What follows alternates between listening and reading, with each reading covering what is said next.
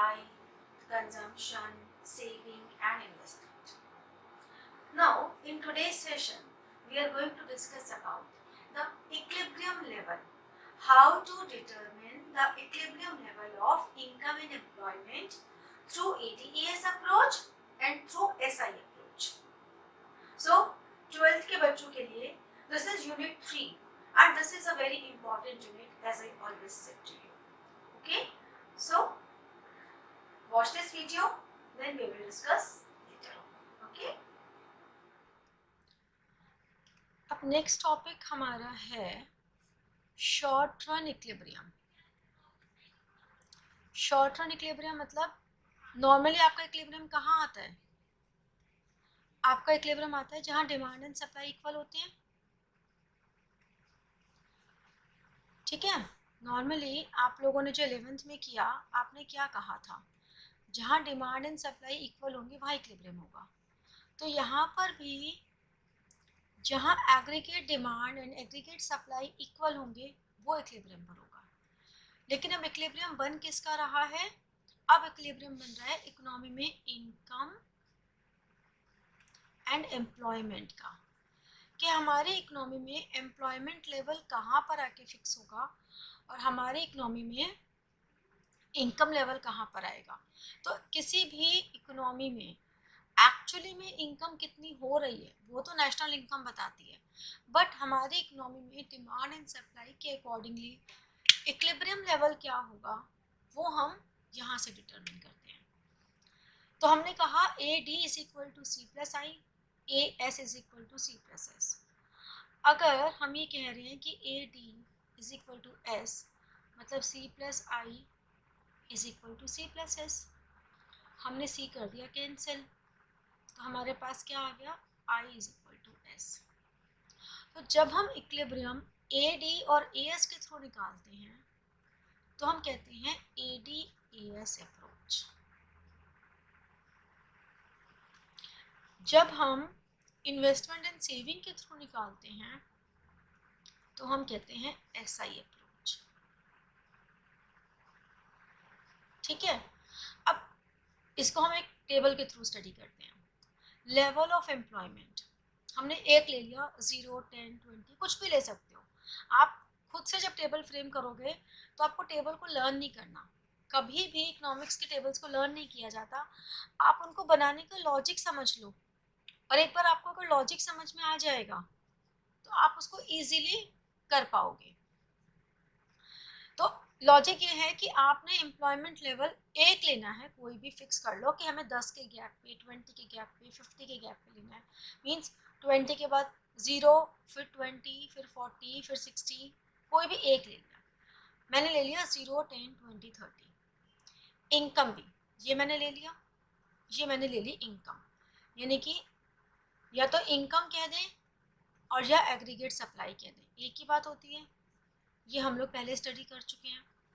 हमने इनकम भी एक पर्टिकुलर वैल्यू लेके 50-50 के डिफरेंस में हमने ले ली. आप जब खुद से फ्रेम करोगे तो उसमें भी कोई भी वैल्यू ले सकते हो. फिर आपने कंजम्पशन लेने में ये ध्यान रखना है कि जो आपकी ये वाली वैल्यू होगी इसी को यहाँ पे कंजम्पशन डाल दो. ये भी ध्यान रहे, ये कोई रूल नहीं है, ये मैं आपको ईजी करने के लिए बता रही हूँ कि आपको टेबल बनाना ईजी लगे. ये वैल्यू हमने यहाँ ले ली और फिर इसको भी हमने एक अमाउंट से बढ़ाते चले गए. ठीक है, अब आपके पास सी भी आ गया. ये तीनों आपने एज्यूम कर लिए, 3 आइटम्स आपने एज्यूम कर ली. अब जब हमें सेविंग्स निकालनी है तो सेविंग निकालनी इजी हो जाएंगी क्योंकि y is equal to C plus S है, तो सेविंग इज माइनस सी. तो हमने y माइनस सी करके सेविंग्स निकाल दी. इन्वेस्टमेंट हमने फिर एज्यूम कर ली.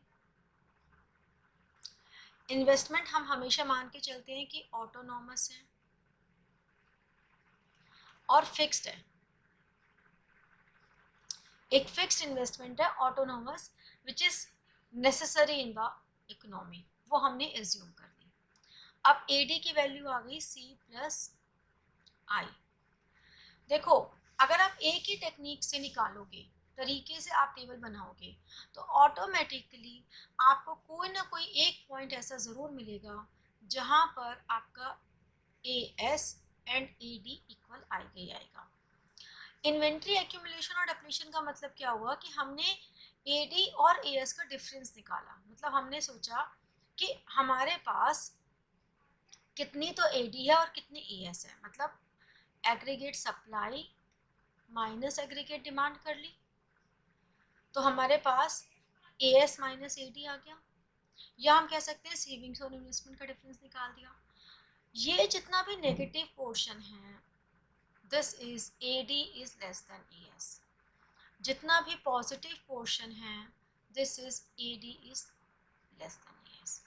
इक्विलिब्रियम कहाँ पर हुआ? इक्विलिब्रियम यहाँ पर हुआ। ये हमारा इक्विलिब्रियम पॉइंट है। इक्विलिब्रियम पॉइंट कहाँ आएगा? जहाँ पर AD माइनस AS या हम AS माइनस AD करेंगे तो ज़ीरो आ जाएगा। अब इसका क्या मतलब हुआ? इन्वेंट्री एक्यूमुलेशन का। इन्वेंट्री एक्यूमुलेशन मतलब अगर तुम्हारे पास डिमांड ज़्यादा है, सप्लाई कम है, तब तो आपका डिप्लीशन हो जाएगा।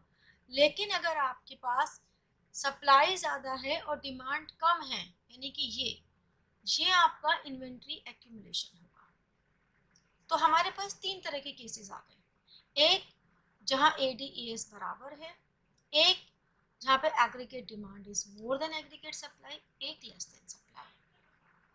तो अब इनके क्या क्या इम्प्लीकेशन होते हैं, ये क्यों होता है ये हम बाद में पढ़ेंगे, और इसको कैसे ठीक करना है ये भी हम बाद में पढ़ेंगे। मतलब ऐसा क्यों होता है कि एग्रीगेट डिमांड एग्रीगेट सप्लाई से ज़्यादा हो जाती है या कम हो जाती है, इसके reasons, causes and how to correct this difference, ये हम बाद में पढ़ेंगे। अभी तो सिर्फ हम ये बात कर रहे हैं कि ये डिफरेंस का मतलब क्या है, हम क्या समझते हैं इस डिफरेंस से। अगर आपको बोला जाए कि व्हाट इज द सिग्निफिकेंस या ऑफ दिस स्टेटमेंट, इस स्टेटमेंट का मतलब क्या है कि AD is more than AS, AD is less than AS, इसका क्या मतलब है, तो ये हमें एक्सप्लेन करना है। तो इस टेबल से हमें ये पता लग गया कि जो ये 50 है ये ऑटोनॉमस कंजम्पशन है, ये वाला 50 ऑटोनॉमस इन्वेस्टमेंट है, और ये टेबल हमने डिराइव कर ली। अब मैं आपको एक बार ये बताती हूँ कि टेबल खुद से कैसे बनानी है, फिर से बना के दिखाती हूँ। सबसे पहले level of employment. Level of employment 0 से आप कोई भी वैल्यू ले लो। सपोज मैंने 100 का गैप ले लिया, 100, 200, 300, 400, 500।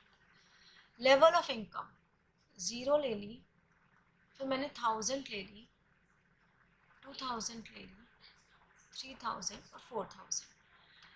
गैप कुछ भी ले सकते हैं हम इसमें। कंजम्पशन मैंने कहा था जनरली इसी को ले लो, 1000, 1500, 2000, 2500, 3000, 3500। फिर सेविंग को हमने क्या किया, y माइनस सी, मतलब माइनस 500, 0, फिर 500, 1000 और 1500। इन्वेस्टमेंट हमने एक वैल्यू फिक्स कर ली, ये हमने फिक्स कर ली।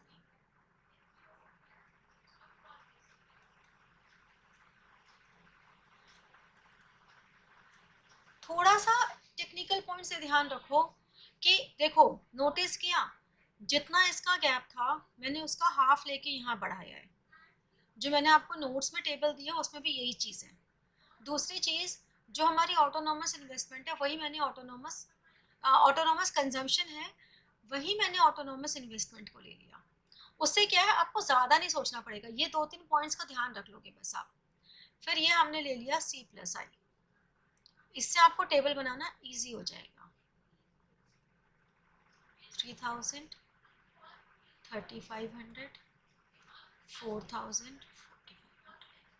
तो अब अगर मैं AS माइनस AD करूँ तो ये मेरा AS है, ये मेरा AD है, तो 0 minus 2000, minus 2000, minus 1500, minus 1000, minus 500 और 0 और 500। एक पॉइंट ऐसा आ ही जाएगा जहां पर आपका जीरो आएगा, ठीक है। AD is more than AS। अब इसमें क्या करेंगे हम, अगर AD ज्यादा है यानी कि डिमांड ज्यादा है, यानी कि लोगों की purchasing power is high, high purchasing power है, इसीलिए तो डिमांड ज्यादा हो रही है। Because AD is more than AS का मतलब क्या हुआ, प्रोडक्शन इतनी नहीं है जितनी डिमांड ज्यादा है, तो परचेजिंग पावर हाई है, यानी कि लोगों की स्पेंडिंग कैपेसिटी हाई है। स्पेंडिंग कैपेसिटी हाई है, स्पेंडिंग कैपेसिटी हाई है तो वो लोग ज़्यादा खर्च कर रहे हैं, और उस ज़्यादा खर्च को करने से, उस डिमांड को मीट करने के लिए हाई प्रोडक्शन है, प्रोडक्शन ज़्यादा करनी पड़ गई। प्रोडक्शन ज़्यादा करनी पड़ेगी तो ऑटोमेटिकली आपका जो एग्रीगेट सप्लाई है वो इंक्रीज हो जाएगा। या हम इसको ऐसे भी समझ सकते हैं, लोगों की स्पेंडिंग कैपेसिटी होगी ज़्यादा तो इनकम लेवल राइज होगा। इनकम लेवल क्यों राइज होगा, क्योंकि एक की स्पेंडिंग कैपेसिटी किसी दूसरे की इनकम को बढ़ाती है। जो मैं खर्च करती हूँ, मैंने किसी शॉप, मेरे पास ज़्यादा पैसे हैं खर्च करने को, मेरी परचेजिंग पावर बहुत ज़्यादा है, मैं किसी शॉप पे गई, उस शॉप पे वो चीज़ 500 रुपये की है, और मुझे लग भी रहा है कि यार ये तो, मैं किसी दूसरी दूर वाली दुकान पे जाऊँगी तो मुझे शायद 400 की भी मिल जाए, लेकिन बिकॉज मुझे लग रहा है यार 100 रुपये के लिए कौन 1 घंटा ट्रैवल करके जाएगा, तो इससे अच्छा तो ये है कि चलो यहीं से 500 की ले लेते हैं। अदरवाइज अगर मैं सोचती, मेरे पास स्पेंडिंग कैपेसिटी नहीं होती तो मैं क्या सोचती, 10 रुपये लगेंगे जाने में, तब भी 90 रुपये की बचत होगी, मैं खाली तो बैठी हूँ घर में, चली जाती हूँ। बट क्योंकि मेरे पास परचेजिंग पावर है, मेरी स्पेंडिंग कैपेसिटी है, तो मैंने वो 100 रुपये की महंगी चीज़ भी ले ली। अब मैं अगर 100 रुपये की महंगी चीज़ ले रही हूँ तो जिससे मैंने ली उसकी भी इनकम बढ़ गई, उसका इनकम लेवल राइज हो गया, प्रॉफिट मार्जिन राइज हो गया, और प्रॉफिट मार्जिन राइज होने से एग्रीगेट सप्लाई बढ़ गई। तो ऑटोमेटिकली कोई भी इकोनॉमी शॉर्ट रन में इक्विलिब्रियम पे ऑटोमेटिकली आ जाती है, क्योंकि परचेजिंग पावर हाई होते ही everything become at the higher side, और उसकी वजह से हमारी एग्रीगेट सप्लाई बढ़ गई, ठीक है। इसी तरह से अगर हम ये वाला केस देखें तो हमने कहा aggregate supply is less more than aggregate demand, यानी कि परचेजिंग पावर काफ़ी लो है, यानी कि स्पेंडिंग कैपेसिटी लो है। स्पेंडिंग कैपेसिटी लो का मतलब क्या हुआ, कि लोगों का इनकम लेवल कम हो रहा है, इनकम लेवल कम हो रहा है तो प्रॉफिट मार्जिन कम हो रहा है। अब प्रॉब्लम यहीं पे खत्म नहीं हुई, प्रॉफिट मार्जिन, एक तरफ तो प्रॉफिट मार्जिन कम हो रहा है, और एक तरफ इस सप्लाई के ज़्यादा होने से एक्यूमुलेशन ऑफ स्टॉक हो रहा है, जितनी उन्होंने प्रोडक्शन की थी उतनी तो डिमांड है ही नहीं, तो उनके गोडाउन्स में सामान एक्यूमुलेट हो रहा है, तो दूसरी तरफ एक्यूमुलेशन ऑफ स्टॉक हो रहा है, तो ऑटोमेटिकली एग्रीगेट सप्लाई डिक्रीज हो जाएगी, और शॉर्ट रन में इक्विलिब्रियम अगेन इक्विलिब्रियम पर आके रुक जाएगा।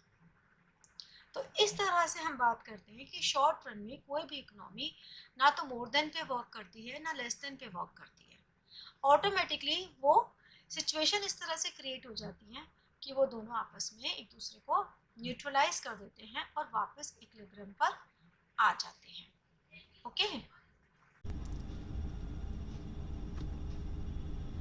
फर्स्ट डायग्राम हमारा बता रहा है कंजम्पशन को, ठीक है, ये फर्स्ट डायग्राम। सेकंड डायग्राम हमारा बता रहा है इन्वेस्टमेंट को। थर्ड डायग्राम हमें बता रहा है एग्रीगेट डिमांड, क्योंकि ये हमारी कंजम्पशन है, इन्वेस्टमेंट हमारी फिक्स होती है, तो ये जो गैप है, ये गैप हमारा इन्वेस्टमेंट को बता रहा है, ऑटोनॉमस इन्वेस्टमेंट को। तो हम ये कह सकते हैं कि कंजम्पशन एंड एडी कर्व्स, ये दोनों curves are always parallel to each other, ये हमेशा ही एक दूसरे के पैरेलल रहेंगे। This is they are always parallel to each other. जो भी पैरेलल टू ईच अदर क्यों है? Because of autonomous investment. Autonomous investment की वजह से aggregate demand curve and consumption curve are always parallel to each other. इस तरह से हम शो करते हैं relationship between consumption and aggregate, that this is C, when we add I to C we get aggregate demand curve. Okay,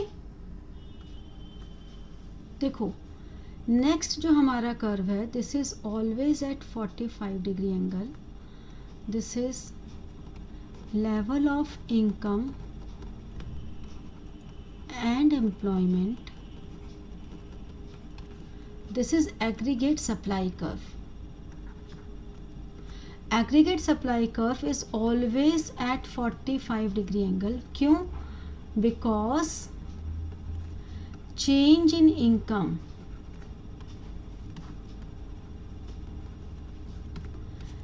either consumed और saved। तो जो भी हमारी चेंज इन इनकम होगी या तो कंज्यूम होगी या सेव होगी, इसलिए aggregate supply curve which is also called income curve और we can say income line which is equal to C plus S. This is always equal to 45 degree angle. अब किसी भी इकोनॉमी का equilibrium होता है AD is equal to AS, यानी कि C plus I is equal to C plus S and I is equal to S। ठीक है, तो अब अगर हम इक्विलिब्रियम की बात करें तो हम इक्विलिब्रियम का डायग्राम कैसे बनाएंगे?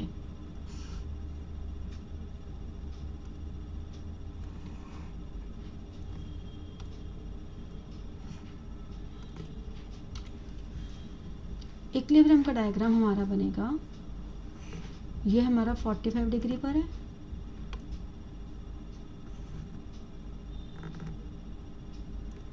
ये हमारा है, means aggregate supply, aggregate demand, 0 C कुछ भी ले सकते हैं, ये हमारा इक्विलिब्रियम पॉइंट है Y1।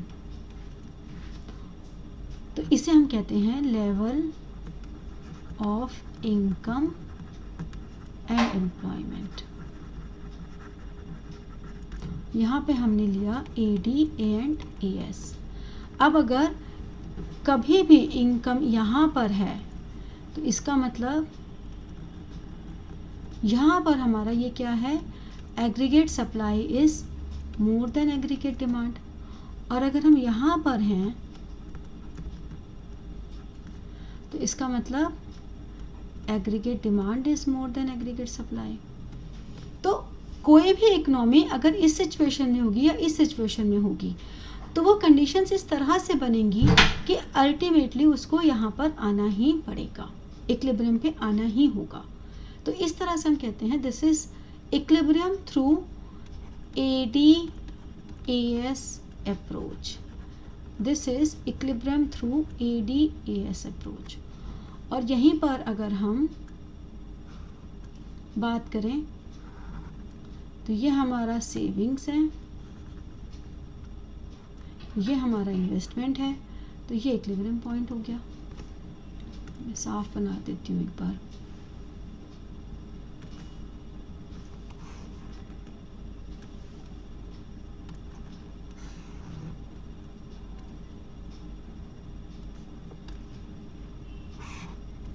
ये मेरे पास सेविंग्स है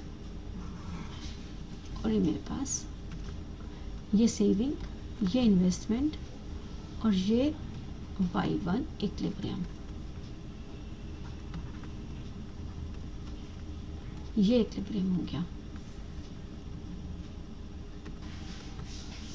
तो हमारे पास इस तरह से ये आ जाएगा हमारे पास ऑटोनॉमस कंजम्पशन, ये autonomous savings, this is the equilibrium level. Y axis पे हमने लिया सेविंग्स एंड इन्वेस्टमेंट्स, यहाँ पर हमने लिया level of income and employment. Okay, अब हम इसको अगर दोनों जो इक्विलिब्रियम हमने किए, aggregate demand, aggregate supply approach और सेविंग्स एंड इन्वेस्टमेंट अप्रोच, अगर इन दोनों अप्रोचेस को हम एक कॉमन डायग्राम में लें, किस तरह से लें कि हमने कहा ये हमारा पैनल 1 है और ये हमारा पैनल 2 है, तो हम क्या कह रहे हैं कि हमारा दोनों अप्रोचेस से इक्विलिब्रियम सेम आना चाहिए। मतलब ये अगर मेरा एग्रीगेट सप्लाई है और ये मेरा एग्रीगेट डिमांड है, इक्विलिब्रियम पॉइंट ये आ गया ना, मैंने इससे एक नीचे लाइन ड्रॉ की, ठीक है, तो ये मेरा इक्विलिब्रियम पॉइंट आ गया। ये मेरा AD और AS कर्व हो गया जो कि ये 45 डिग्री पर है। तो यानी कि अगर ये मेरी इन्वेस्टमेंट है ऑटोनॉमस, तो सेविंग कर्व कहाँ कट करेगा, सेम पॉइंट पर, ये मेरा सेविंग कर्व होगा, ठीक है ना, सी। तो इस तरह से अगर हमें ये बोला जाए, क्वेश्चन में ये मांगा जाए कि show equilibrium of income and employment in an economy, अगर आपको अप्रोच मेंशन नहीं है तो always prefer to give these two approach all together one in one diagram. हाँ, अगर आपको मेंशन ही कर दें कि आपको AD/AS अप्रोच लेनी है या SI अप्रोच लेनी है, तब तो आप उसके अकॉर्डिंगली ही करोगे, ठीक है। और हमेशा डायग्राम के एक्सप्लेनेशन में, जो मैं हमेशा बताती हूँ, डायग्राम के एक्सप्लेनेशन में आपको x एक्सेस, y एक्सेस ज़रूर डिफाइन करने हैं। फिर जितने भी आपने कर्व्स बनाए हैं उन सब कर्व्स को डिफाइन करना है। फिर ईच पॉइंट को डिफाइन करना है और एक्सप्लेनेशन हमेशा न्यू लाइन से सेंटेंस फॉर्म में डालनी है। मतलब आपको पैराग्राफ फॉर्म में नहीं लिखनी, जो भी न्यू सेंटेंस आप स्टार्ट करेंगे न्यू लाइन से स्टार्ट करेंगे तो पॉइंट्स की फॉर्म में हो जाएगी। तो आपको ईच पॉइंट एक्सप्लेन करना है और उस डायग्राम में जो भी रिलेशनशिप्स हैं वो एक्सप्लेन करनी है, ठीक है। दिस इज़ द वे, और लास्ट में एक कंक्लूजन ज़रूर लिखना है। So this is the way you explain any diagram. तो देखो आपके लिए बहुत सारा कंटेंट हो जाता है लिखने को डायग्राम में भी, ऐसी बात नहीं होती। इनफैक्ट डायग्राम्स आपके लिए इसलिए ईजी ज़्यादा रहते हैं क्योंकि डायग्राम्स आप जब बनाते हो तो आपके पास इतना सारा कंटेंट होता है कि आपको सिर्फ ये देखना है कि कितने मार्क्स का है और उसके अकॉर्डिंगली बना देनी है, ठीक है। देखो अब आपने मल्टीप्लायर भी कर लिया और आपने AD/AS अप्रोच भी कर ली, ठीक है, आपने दोनों कर लिए। अब अगर हमें मल्टीप्लायर को AD/AS अप्रोच के थ्रू डायग्राम पे शो करना हो तो हम कैसे करेंगे। क्या होता है हमारे पास, ये है, ये हमारे पास AS है और ये हमारे पास AD है। हमने क्या बोला था कि एग्रीगेट डिमांड क्या होता है, C+I। अब अगर, और मल्टीप्लायर क्या होता है, change in Y upon change in I। मतलब इन्वेस्टमेंट में चेंज होने की वजह से इनकम में कितना चेंज होगा। अब अगर इन्वेस्टमेंट में चेंज होगा तो इन्वेस्टमेंट में चेंज होने से एग्रीगेट डिमांड में चेंज होगा। तो अगर इन्वेस्टमेंट में चेंज हुआ और ये हमारा न्यू एग्रीगेट डिमांड आ गई, यानी कि ये जो पोर्शन है 0 y x, ये हमारा इक्विलिब्रियम पॉइंट E जिस पे y 1 है और ये हमारा है ए और ये हमारा है बी। ये वाला पोर्शन क्या हो गया? Change in investment. ठीक है, अब इक्विलिब्रियम पॉइंट हमारा आ गया यहाँ E1 पे। इसकी वजह से हमारा इक्विलिब्रियम से Y2 यहाँ। इसका मतलब क्या हुआ? ये आपका चेंज Y हो गया। इसका मतलब आपकी इन्वेस्टमेंट में चेंज होने से AD से वो AD डैश पे शिफ्ट हुआ, जिसकी वजह से हमारा इक्विलिब्रियम पॉइंट यहाँ शिफ्ट हुआ। ये जो चेंज है ये चेंज इन आई है, और इन्वेस्टमेंट में चेंज होने से इनकम में कितना चेंज होगा? वो होगा Y1 से Y2। तो हमारे पास मल्टीप्लायर की वैल्यू चेंज इन Y और चेंज इन I की वैल्यू क्या हो जाएगी? Y1 Y2 अपॉन AB, या अगर मैं इसको H पॉइंट दे दूं तो मैं ये भी कह सकती हूँ कि Y1 Y2 अपॉन HE1। समझे? तो हमने कहा ये है मल्टीप्लायर। हमने मल्टीप्लायर की कैलकुलेशन की थ्रू ADAS अप्रोच। इसी तरह से हम SI अप्रोच के थ्रू भी कर सकते हैं। देखो SI अप्रोच के थ्रू कैसे करेंगे? ये हमारे पास है